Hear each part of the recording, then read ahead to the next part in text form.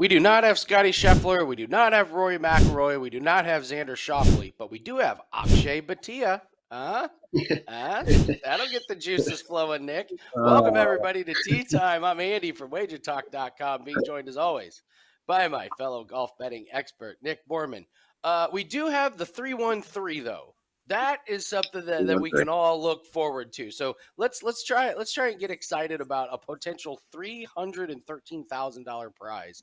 We'll go over that, as well as total strokes gained. We'll look at some outright winners, finishing positions, DraftKings darlings, and players that can trip you up. So, Nick, we're to the part of the season where we got a little bit of hole here, where we're just not going to see the big name guys here probably till we'll see some of them at the Scottish Open. And what's the mindset going into these tournaments? For me, exercise caution. This is not the time to throw out some bigger bets. And remember, we don't have to bet big on golf just because there's a golf tournament. So I will have a couple plays here or there, but it's certainly not going to be a huge betting week for me. What about you? What do you mean we don't have to bet big because it's golf? We're sick, degeneraate golf bettors. Of course we have no, to we're bet not. big every single No, degenerates lose. That is true. All right. Maybe we're not quite that bad. But, yeah, I mean, it's a little more difficult right now. You got different priorities for most people. This is kind of that stretch where it's the guys ranked 50th and outside that this matters, right? This is your key stretch to get into the playoffs, get your card for next year, right? There's a lot on the line for that mid-tier type player. And what makes it, I guess, unattractive is maybe the right word from a betting standpoint is, yeah, we're used to seeing Scotty Scheffler obviously at 3-1, 4-1, Xanders and Rorys and whatever at 10-1 and 12-1 and whatever. But now we got Tom Kim at 12-1, which, I mean, I guess rightfully so. He played great last week, and at least as far as golf rankings go, he's the best in the field this week. But I don't know about you, Andy, but I'm not going to bet Tom Kim at 12-1. It's just not happening. So as I approach these kind of weeks, I look at it like, all right, well, who present good, I guess, guys in the mid-tier that might have a good week? I doubt I'm going to play a lot of outrights because it's kind of a crapshoot. But, who's going to be that guy that's like, hey, he's been showing some signs the last couple of months. He's on that tier. He needs to really show up and perform well. He's played here a few times and had some decent results. And then I'm going to look at like top 10s or top 20s preferably, because you can get, honestly, it's only like the first one or two people that are minus numbers in the top 20. Everything outside of that, you're getting 2-1 on even mid-tier guys to get top 20, which I think is pretty good value. So you got to be more cautious. I don't like to play a lot of outrights this time of year because it's harder. And I definitely don't play the big bets, Xander or Scotty to finish top 10 or top 20. And combine that with something. We know those are, nothing's guaranteed, but those are pretty close to guaranteed. There's nothing guaranteed in these types of weeks. So tread cautiously. We'll do our best to help you navigate the waters. Tell you what we like to see and who a couple guys that we're looking at or avoiding. But I do think there is money to be made these couple weeks, but maybe don't, like Andy said, don't go as heavy unless you think you found an angle that makes a lot of sense to you. Maybe look at some matchups. Those are good bets this time of year as well.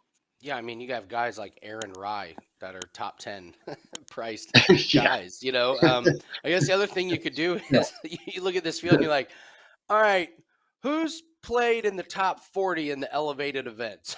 Because right, that's true. That's true. It really is like, okay, that guy's finished 30th a couple elevated events. All right, that means he would be winning this week's tournament. So let's get to the course. Detroit Golf Club. Famously, it's the only golf course that when I was watching live, there was a police chase that went right through it through the TV broadcast. The only one that's ever happened. Shout out to the Detroit office for Wager Talk. All right, listen, there's just not much to this course. Expect players to go very low, even with a weak field. First off, the weather is going to be perfect for this. The course is a par 72, less than 7,400 yards. 3 out of the 4 par 5s are reachable to 2 in pretty much the entire field. Several of the par 4s are less than 400 yards. There's only one hole with a water hazard. Greens are receptive. They do go front to back, but there's just not much to it. Pro golfers just will eat this course alive. It's a birdie fest. A couple holes where wayward drives can get caught up in some trees. I know in 18, they've got like a drainage area off to the left of the fairway. You don't want to be left. You can get caught up in just kind of some marshy, swampy-ish, terrain there. But for the most part, it's set up for low numbers. It's set up to be fun. It's set up for a really good crowd experience. So most players are going to be hitting a very high percentage of greens in regulation. And Nick, it's just going to come down to putting. Who puts it closest to the hole, proximity to hole, and who makes those 6 to 8 footers for birdie. That's going to determine your winner. So we mentioned the 3-1-3. So it's every year I say it's a bit corny, and yet I like it. It's holes 14, 15, and 16. So the area code in Detroit's 3-1-3. So the premise is hole 14 is a 555-yard par 5, very easy hole. Players can reach it in 2 if their drive is even remotely decent. Not much defense. So if you get an eagle here, that's a 3, right? So if you can somehow eagle this par 5, you walk off to the 15th hole, 160-yard par 3, and you're trying to get a hole in 1 here. That gets you the 3-1. That's a very easy par 3. It's short. Crowd should be great, especially on the weekend. And they're going to put the pin in places where, it's going to roll down closer to the hole. So if you get an eagle on 14, and then you get a hole in 1 on 15, then you walk to the 16th hole. It's 446 yards, par 4, maybe a couple fairway bunkers. But if the ball lands in the fairway, you got a very easy, short approach. Now, the green can be a bit difficult to putt on. There's some mounds. There's a little bit of undulation, but you put it close enough to hole and you get a birdie, and that gives you a 3. So you get an eagle on 14, a hole in 1 on 15, and a birdie on 16. That gives you 3-1-3, and then $313,000 will be given to charity from the sponsor, Rocket Mortgage. So I don't know if they've upped it at all or if they've done anything to spice it up this year, but that's what they traditionally do here. So, pretty easy course here, Nick. Not much to it. You got anything else to add to the course? Eminem will also feature you in his next music video if that happens. By the way, has anybody done it? Has anybody done it, Andy? Do we know? I don't recall. I mean, you got to get a hole in 1. I know. That's what I'm saying. Like, I don't recall it happening. So I don't think it's happened. No, it shouldn't be $313,000. It needs to be like $3 million. Like, can we count handicap strokes? Yeah, right. I got a net 3 and a net 1. Eagle, hole in 1, birdie. Come on, man. And then there's only $313,000. No, it needs to be $3 million. Anything else to add to the course? Not a lot. I mean, there's not much to the course. It's the first time we've gotten back to 4 par 5s in a while, so that's kind of exciting. It's been a lot of par 70s recently, so a little bit more scoring on those holes. But like we saw last week, you're going to have to get to 20 under par to win. I think 4 out of the 5 times it's been played here, the winners have reached at least 23 under. So you're absolutely right. You got to find a guy that's going to be able to go low. We kind of mentioned that. I know I did when we were previewing last week of guys that have the potential to go low, and you can see that in some of their results or their scoring or birdie averages if you look at those statistics in the year. And of course, they were the ones that did. Now, in a weaker field, you still need the potential to go low. Like Bhatia is a guy that can go low. He shoots in the low 60s. He can have a low round as well, but there's a reason he's priced pretty low. But distance, never going to hurt you. I mean, Bryson DeChambeau won here, right? That was back when he was, big Bryson. And then Tony Finau won here, and when he was going back-to-back as well. So, like, distance is never going to hurt you, but it's not really necessary. You can look at some of the other guys that have won here, and it's not – I wouldn't put all your eggs in, like at Augusta, Brian Harmon is a guy, or Russell Henley is a guy that's probably not going to win because they can't hit it far enough. But no, those shorter type of players can certainly still play well, because really what's going to win the game is who can hit the most greens and who can make the most putts. It's a weird yardage on the way the holes are routed, where it seems like a lot of shots are either going to be short irons or long irons / woods because of the par 5s, but the kind of middle range is not as deep this week. So look for wedge guys and look for guys that can go very low. And I like to say I probably wouldn't start outright looking until you're at least at 30-1 or 40-1 this week, just because I don't understand why you'd want to bet a guy that's typically in the 30, 40, 50-1 range at 12-1 or 14-1 this week. But that's just me. But no, I don't have a lot more to add other than that here for this particular course. If you could just take a second out of your day, hit the like button. It really helps us out. Leave us a comment in the comment section. Tell us who you're liking this week. There's certainly not going to be any picks that I'm going to cringe at. I mean, listen, throw a name out there. I'm going to tell you, yeah, sure, absolutely, they got a chance to win, especially on a course like this, a couple rounds with a hot putter, and you could absolutely be in the mix on Saturday and Sunday. So just leave us a note in the comment section, and please hit the like button. Really helps us out. Let's take a look at the total strokes gained. Chart's going to look a little different from last week. Just slightly different. I mean, what was Scheffler's total strokes gained? Like plus 4 point something. I think number one's like plus 1.5 or something this week. Yeah, Bhatia last 3 months, 1.52. All right, this is an interesting chart. Not a lot of names that we're used to seeing on here. So Nick, walk us through here. What are the big takeaways?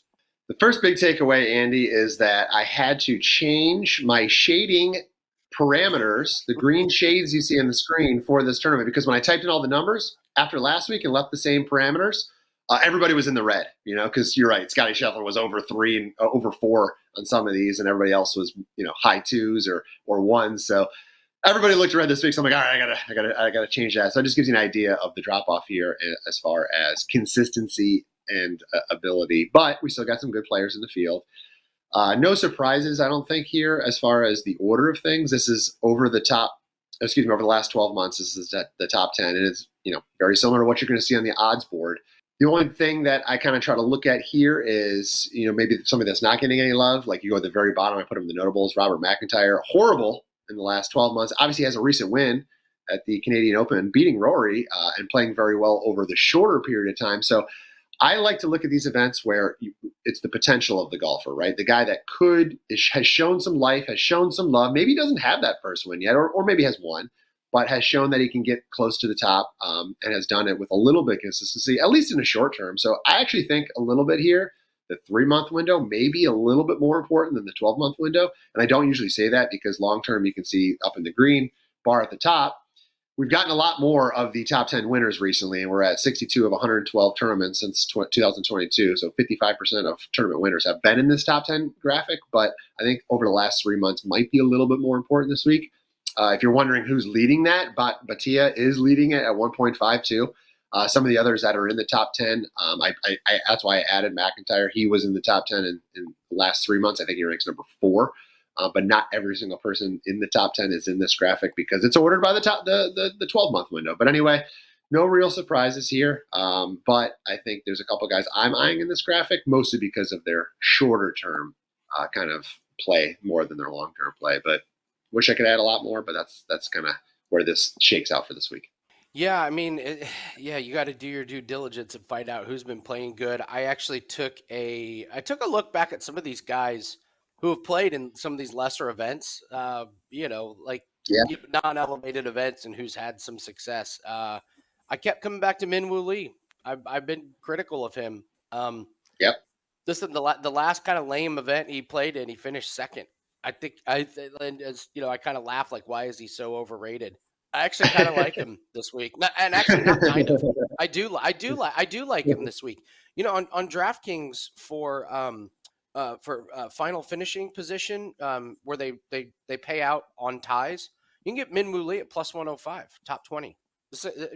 He's hovering around the 20 to 20, 20 to 25 in elevated events. So, these strokes gained, they don't look like they did last week, but there's certainly a lot of value that you can find on those. So, all right, let's take a look at some players that can trip you up. I only have 2 this week. Normally I try and get 3, but after my pathetic showing on the segment last week, it was really bad.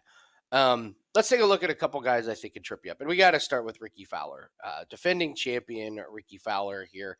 I think people are just going to go back to him because, he won last year, looked great in doing so. But you got to remember his form when he was coming into the event last year. And he was absolutely on fire.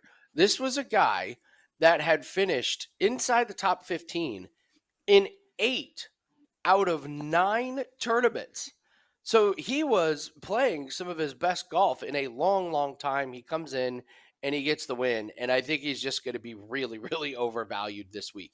Now, that being said, he's minus 170 just to make the cut. That's laughable in this field. So while I don't expect him to be a top 10 player, minus 170 just to make the cut in this field. This is one of those weeks where the odds are just very, very strange here. But I think if you put Rickie Fowler in expecting a top 10 finish just because he won last year, I think you might get a little bit. I think you might be a little bit disappointed. He's 41st in total strokes gained in this field in the last 3 months. Doesn't have any top 15 finishes, so I think his upside's limited this week. But I don't think he's going to return value. Yes, Andy, I just want to back up your play there. I'm sorry, but I want to add to you.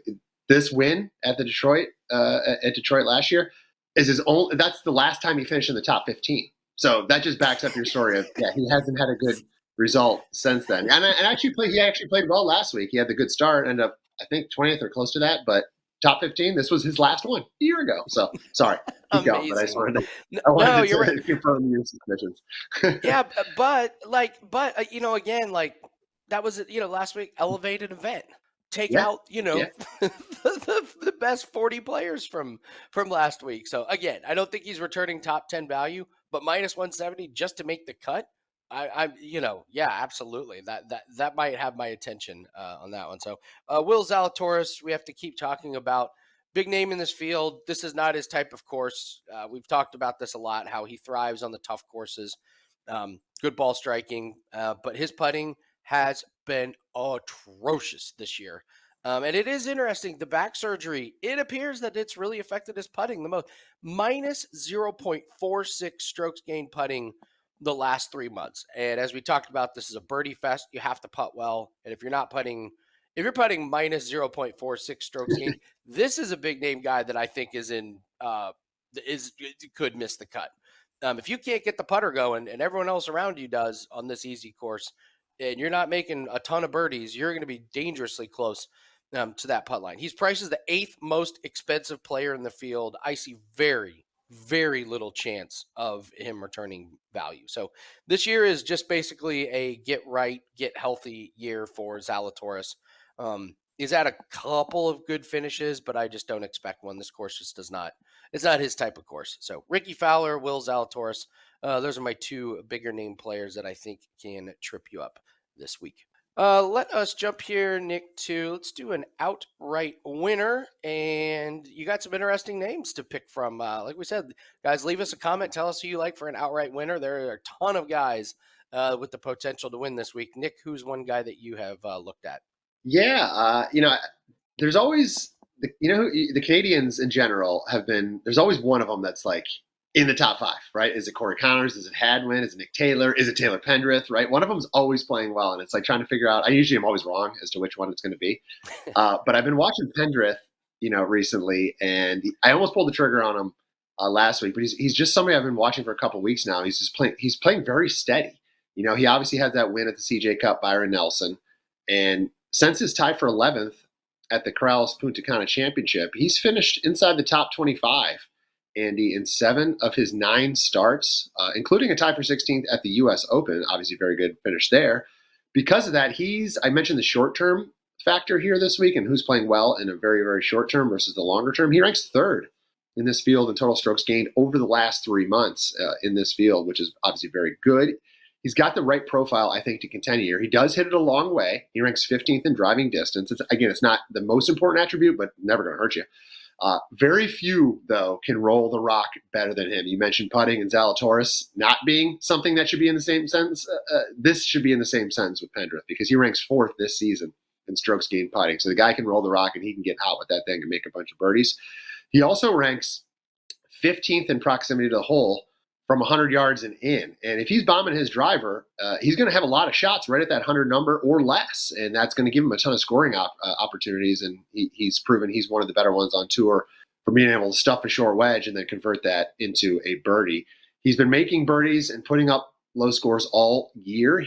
Again, quietly, he ranks 14th in adjusted scoring, and he ranks 15th in birdie average. And again, that's the entire PGA Tour. So if I actually went through that list and found out who was playing this week of the 14 or 15 ahead of him, I bet he's 3rd or 4th, right? I don't think there's many ahead of him that are actually playing this week. So to me, all those appeal even higher this week because of the strength of this field. Only 2 top 25 players in this field. And finally, he's got good course history here. He's played it twice. He actually finished co-runner-up in his debut 2 years ago, and then he followed it up with a tie for 14th last year. So I like Pendrith to contend, whether you want to put him on the outright marker, you want to play him in a top 10, top 20 matchups, whatever have you. I do think he's going to have a good week, and I do think he presents pretty good value to cash some sort of bet. But I think 35-1 compared to some other guys that I think have just as good a chance to win as Pendrith, but you're having to pay 20-1 or less. I think he's just got a great number this week. I placed 35th out of 200 people in DraftKings last week, and he was one of the reasons why. And I had Svensson in there as well. So Svensson, yeah. You're right about the Canadians. So I'm with you on Pendrith. Yeah, this is the kind of guy that I think you're really that you've done well kind of looking at. You look at those finishes and you're going, yeah, those were in really good fields. Surely he's got to be looking at it going, man, this is a great chance for these guys to get a win. So I really like the Taylor Pendrith. I'm hoping to get some bets in on him. So let's take a look at DraftKings Darlings. Nick, this field is a DraftKings Darlings field. I mean,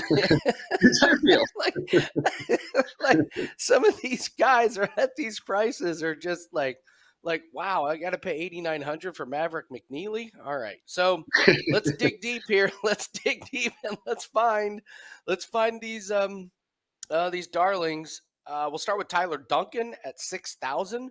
He's made the cut in 3 out of 4 tournaments. He's made the cut here 4 years in a row, which is what I really like.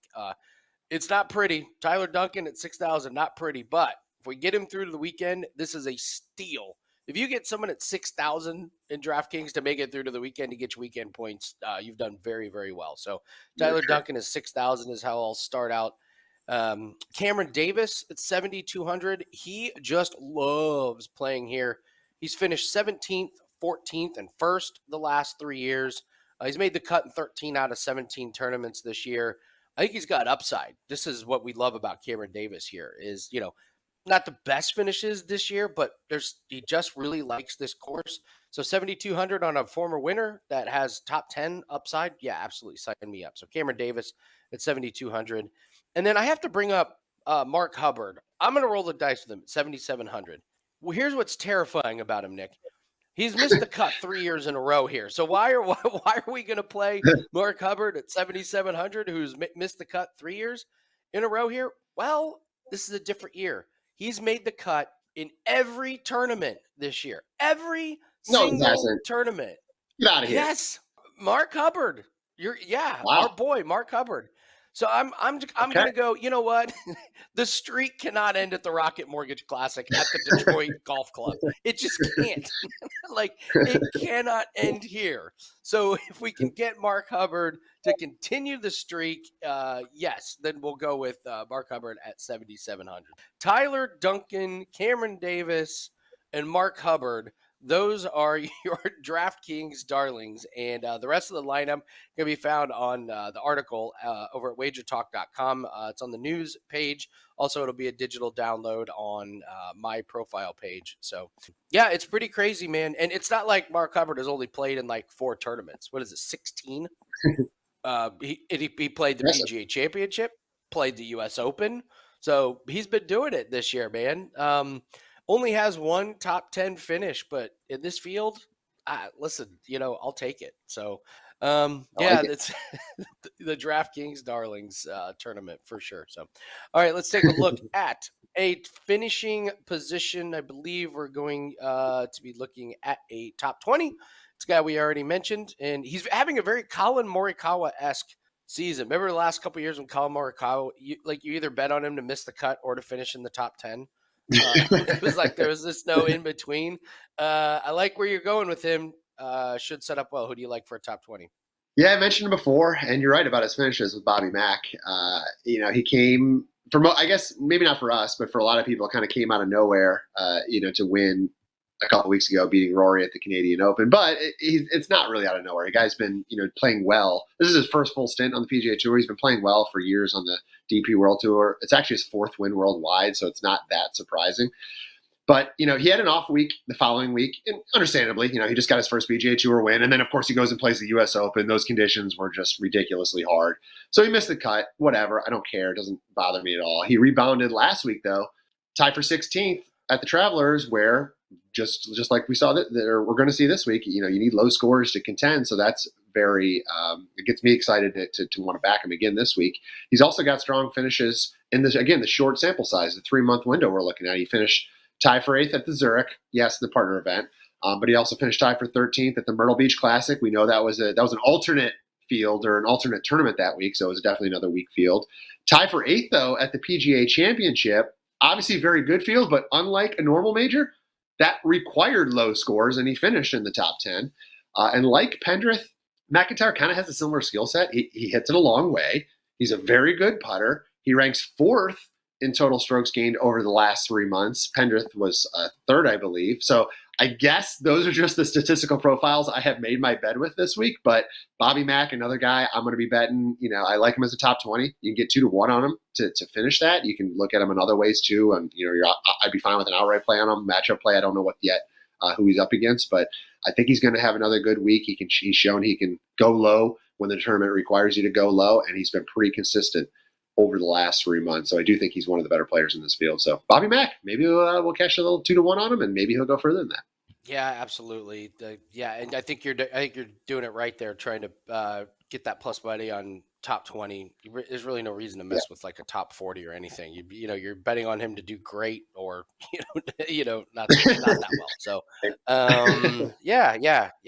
good stuff there for some good plus money there. So I love your Taylor Pendrith. I'm gonna have to do some more with Taylor Pendrith. I might have to be looking at some top 20s or anything with him. Just looking over his numbers while you're talking about it, I was like, God, yeah. He's having a really good year. So, all right, guys, that's gonna do it for us for the Rocket Mortgage. It's actually a pretty watchable tournament. Like, I know it's not the biggest name, but the crowd is always pretty good. We see some. I think like last week's event was kind of like where they're like, oh, this course, sets up pretty difficult. And it's like, it doesn't set up difficult. They can torch it.